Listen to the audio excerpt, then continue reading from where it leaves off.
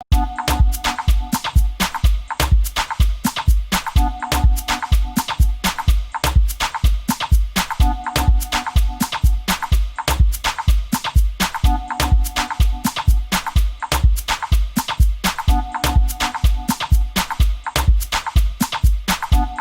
day and welcome to my profile. We thank you for staying tuned with us as we bring you brand new episodes every week. We hope that you are staying well, safe, and taking care and enjoying yourself.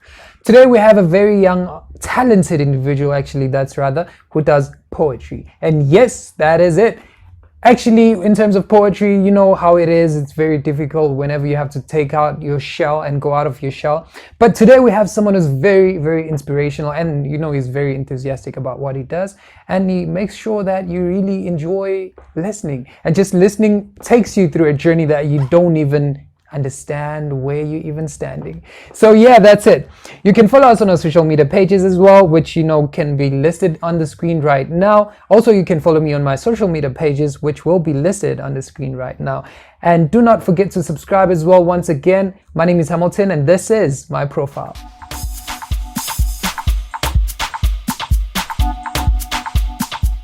Ngizonibingelela kwabangangazi ngusizwe Buthelezi. Induna yenkosi enkondlo le eDumbo Phuzane. Usizwe umuntu umjita nje okhulele endaweni yasemakhaya ufike wahlala kancane la eGoli. Anginasikhathi esingakanani ngela eGoli, ngiyithandela inkondlo ke mina, ngithanda nokucula nalapho engisebenza khona bayokutshela ukuthi hayi usizwe nje uhlezi ecula. Abanye bathi wena uhlezi ujabulile, wayi cha ngumuntu okhululekile noma nini ngihlezi ngi-right ngaso sonke isikhathi. Induna yenkosi enkondlo le eDumbo Phuzane. Abanye bathi ubani uBWS poetry ya kukuwe nje ukuthi ungangibiza uthini kodwa shame.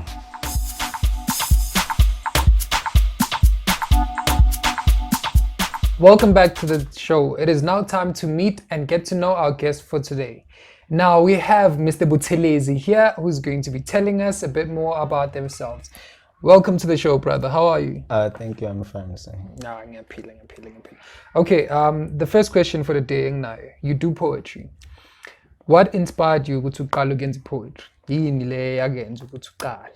want to do poetry? Inkondlo bekuyinto ebengayithathi njengento engithini ebengayithathi serious. Abantu abangigqugqumezela abangani bami like asambeni sokwenzani inkondlo thina bona bebeshaya ama hip hop, mina then bethanda ukungifeature njalo mabeshayilo ama hip hop abo. Then ke ngaqala lapho uyabo abantu mabesho cha uyayishaya lento waye ungayenzi ini yabo, ngagcina ngene kanjalo kulento einkondlo. Okay. And then second question, how old were you when you started doing poetry? Ngeke ngisaba nasiqiniseko sokuthi ngangingakanani kodwa nje ngikwazi ukuthi ngaqala 2014 ngangibhala inkondlo like ngangibhalela nginganakile, ngibhala ngokushiwa abazali yabo, ngayibhalela ngani mangirecorda ngiyenza hawo abantu ngabona ukuthi hayi ngazathi bayijabulela, then kwaqala lapho 2014 nje. Okay. And then third question, have you ever done any poetry in public? Any recitings in public phambi kwabantu?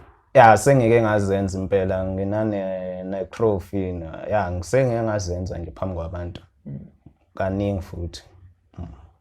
Okay. And then something else is, who is one person that inspires you?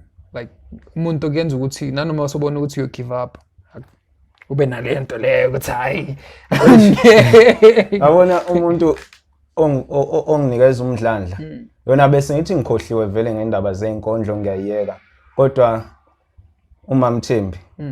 uMamthembi ngingambonga nje kakhulu because yena umuntu ongigqugqumezelayo onginikeza umdlandla ukuthi no wena lento le uyayenza, why pho give up, keep on trying, you will do the best. So yeah. Okay. And also what type of challenges have you came across as through poetry? Kuthi yazi mangiqeda ukwenza inkondlo into engishayayo noma ngingayibhala ngiyibhale ngokubuka isimo la ngaphandle Yeah. kodwa umuntu uzothi mangabe seyihlaziya ngendlela ayibona ngayo engangibuzanga ukuthi kahlahle bekwenzakalani la uzobona engazathi ngixoxa like ngempilo yami kanti bengingaxoxi ngempilo yami kunezinto nje ezenzakalayo ngibuke okay bese ngihlala phansi ngiyabhala then abantu bazothi hayi wena ngazathi ufuna ukuyibulala yini ubhale kanje iyona ke into efiki ingikhathaza ukuthi mangini ngibhala ngiyajula because ngithanda into ejulile ngibuke ekujuleni then abantu bazothi hayi wena ngathi ufuna ukuyibulala ungayenzi leyo nto manje nalokho kungishayisa nangovalo yabo yeah. And then have you came across a situation whereby you felt there was something that's going to change through the poetry career that you're doing? Yeah. If can you jump in there? Okay. Through poetry, like njengoba uyenza manje. Yes. What's one moment eyathi kuwe, okay, now this is a turning point ku life yakho because of your poetry? Kuye kwaba umsebenzi. Umsebenzi awubunganginike isithuba kodwa manje sengiyakhona nokumanage isikhathi sami kodwa umsebenzi ubunganginike isithuba mangibuya ngikhathele isikhathi seyinkondlo anginaso. Yeah, anginaso kodwa umsebenzi hayi. Kodwa manje sengiyakwazi ukwenza izinto zami ngokuyihlela ukuthi okay isikhathi sokuthi ngiyaphumula esokuthi ngenza ukuthi yabo. Yeah. Okay. And then to your advice if unomuntu ofuna ukuba njengawe ayishaya inkondlo nje ayipheka kamnandi ungabanike what type of advice would you give them?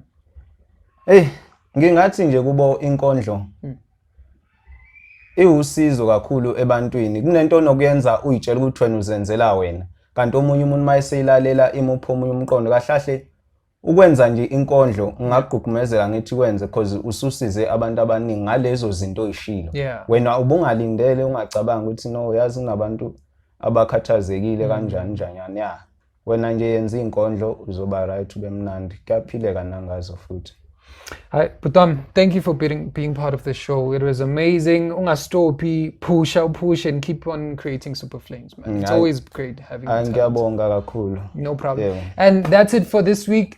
Thank you for tuning in on my profile. And we really are grateful. Subscribe on the button below and hit that bell so that you can get notifications, on each and every episode that we post. And yes, don't forget to also follow us on our social media pages, which will be listed on the screen below. My name is Hamilton Zomo. Don't forget to follow my pages as well. Stay safe, sanitize all the time, and see you next week.